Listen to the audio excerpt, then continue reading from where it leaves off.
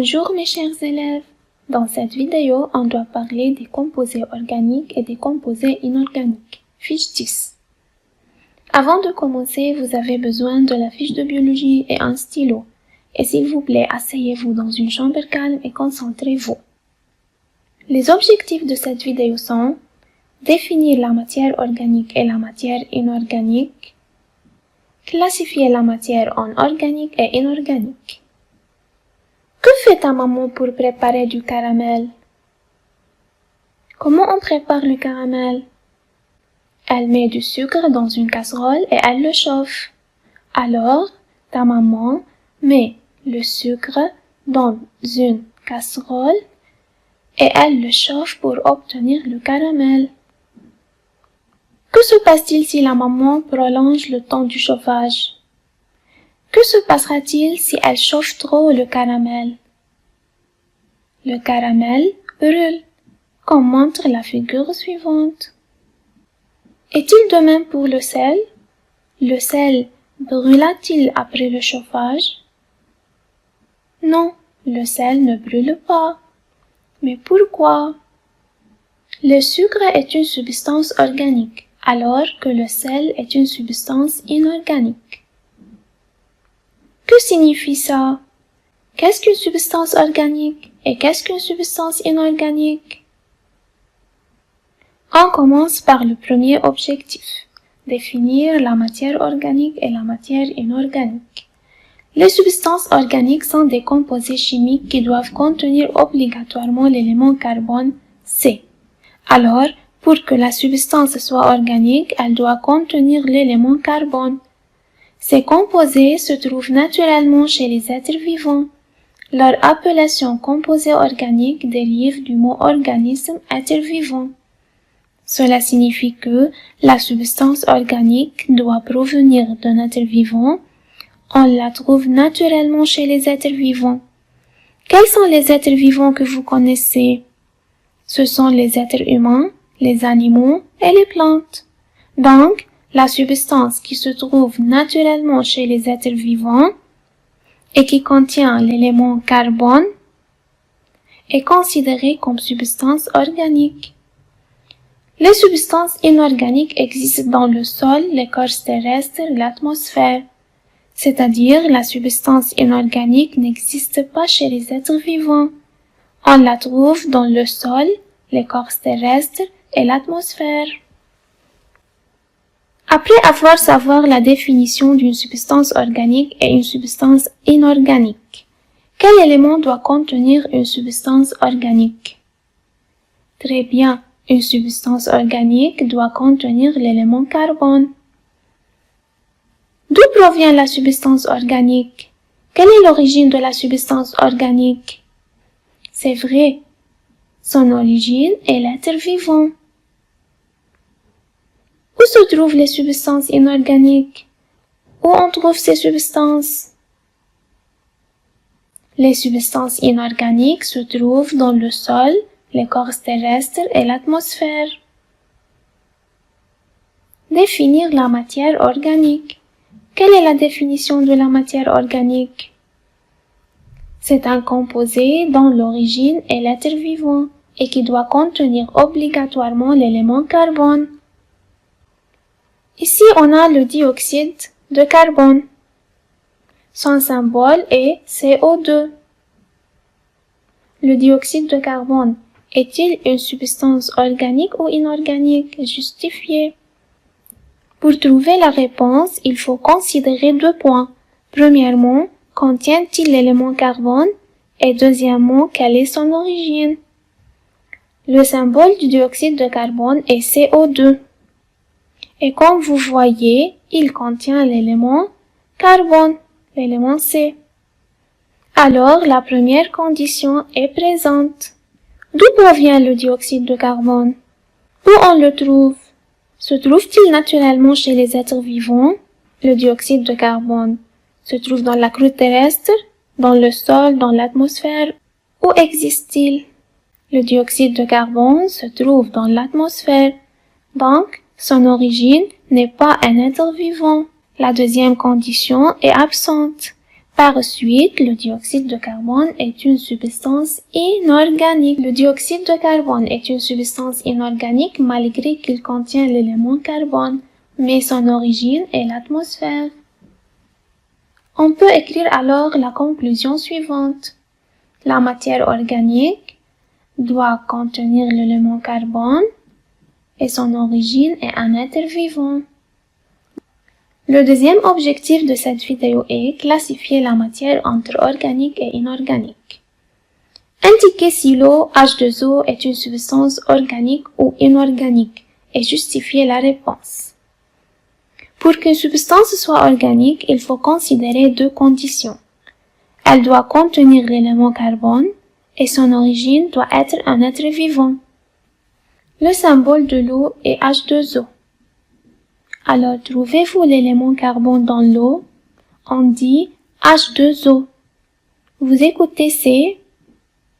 Non, pas de C. Alors, l'eau ne contient pas l'élément carbone. La première condition n'existe pas. Et par suite, l'eau est une substance ou une matière inorganique car elle ne contient pas l'élément carbone. Classez les aliments suivants dans le tableau ci-dessous.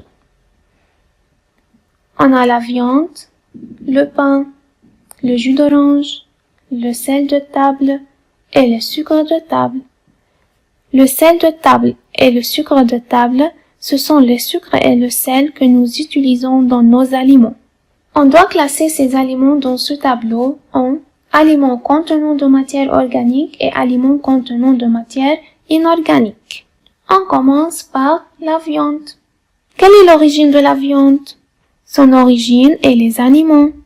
Alors, la viande contient-elle de la matière organique ou de la matière inorganique? Les animaux sont des êtres vivants. Alors, la viande contient de la matière organique. Le pain. Quelle est l'origine du pain? Son origine est les plantes. Alors, le pain contient de matière organique. De même pour le jus d'orange, qui provient des plantes, et par suite, il contient de matière organique, pain et jus d'orange. Le sel de table. D'où vient le sel? Quelle est son origine? Son origine est-il un être vivant? Non, le sel se trouve dans l'eau de mer. Alors, le sel contenant de la matière inorganique. Quant au sucre de table, son origine est les plantes. Les plantes sont des êtres vivants. Et par suite, le sucre de table contenant de matière organique. Justifiez cette classification. La viande, le pain, le jus d'orange et le sucre de table sont des matières organiques qui proviennent des êtres vivants, animaux et végétaux, tandis que le sel de table est une matière inorganique qui ne provient pas d'un être vivant, l'eau de mer. L'amidon est un sucre se trouvant dans plusieurs aliments de source végétale. C'est l'amidon. L'amidon est une substance organique. Justifiez cette affirmation. Quelle est l'origine de l'amidon? D'où provient-il? Relire bien cette information. On trouve l'amidon dans les aliments de source végétale. Les végétaux sont des êtres vivants. Et par suite, l'amidon est une substance organique. L'amidon est une matière organique car il provient des plantes. Pour identifier la présence de l'amidon, on utilise l'eau iodée. Voilà, c'est l'eau iodée. L'eau iodée est une substance ayant une coloration brune qui vire, change au bleu en présence de l'amidon. Alors la couleur de l'eau iodée est brune. Si on ajoute de l'eau iodée à l'amidon, ils réagissent ensemble et sa couleur se change en bleu. Observez cette figure. En absence d'amidon, la couleur de l'eau iodée ne change pas. Elle est toujours brune. Tandis qu'en présence d'amidon, la couleur observée sera bleu foncé. Plus l'aliment est riche en amidon, plus la couleur bleue obtenue est foncée. Observez la vidéo et les figures puis complétez le tableau ci-dessous.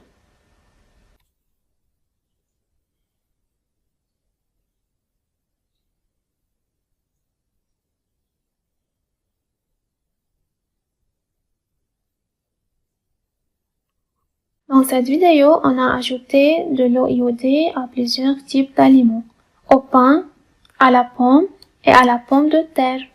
Complétez ce tableau en déterminant la coloration obtenue dans chaque cas et si l'aliment contient d'amidon ou non.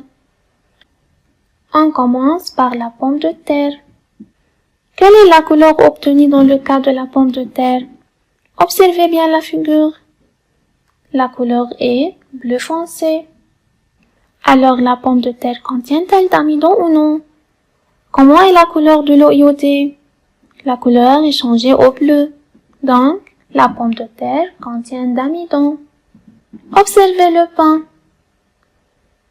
Quelle est la couleur obtenue après l'ajout de l'eau iodée?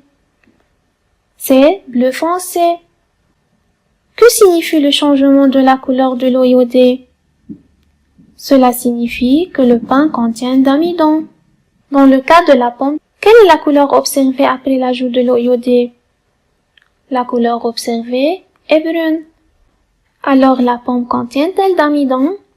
La couleur de l'eau iodée n'est pas changée, donc la pomme ne contient pas d'amidon. Cette figure montre les résultats obtenus après l'ajout de l'eau iodée à la banane.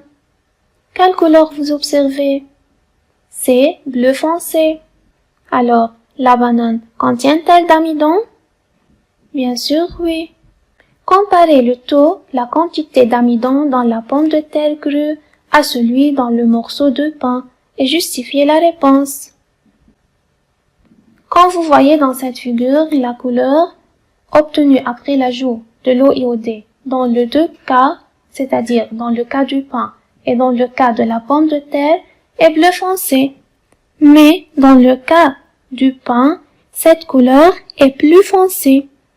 On a dit que plus l'aliment est riche en amidon, plus la couleur bleue obtenue est foncée. Et alors, le taux d'amidon dans le pain est plus grand que celui dans la pomme de terre, car la couleur de l'eau iodée dans le pain est plus foncée que celle dans la pomme de terre. La matière organique composée chimique doit contenir obligatoirement l'élément carbone et provient d'un être vivant. La matière inorganique, une matière ne contient pas l'élément carbone et ne provient pas d'un être vivant. Elle existe dans le sol, l'écorce terrestre et l'atmosphère. L'eau iodée, qui a une coloration brune, est utilisée pour identifier la présence de l'amidon. La coloration devient bleu foncé. Souligner et retenir dans la fiche 10 les numéros 1 et 2 et le paragraphe B. Appliquez les expériences observées dans cette vidéo. Merci pour votre attention.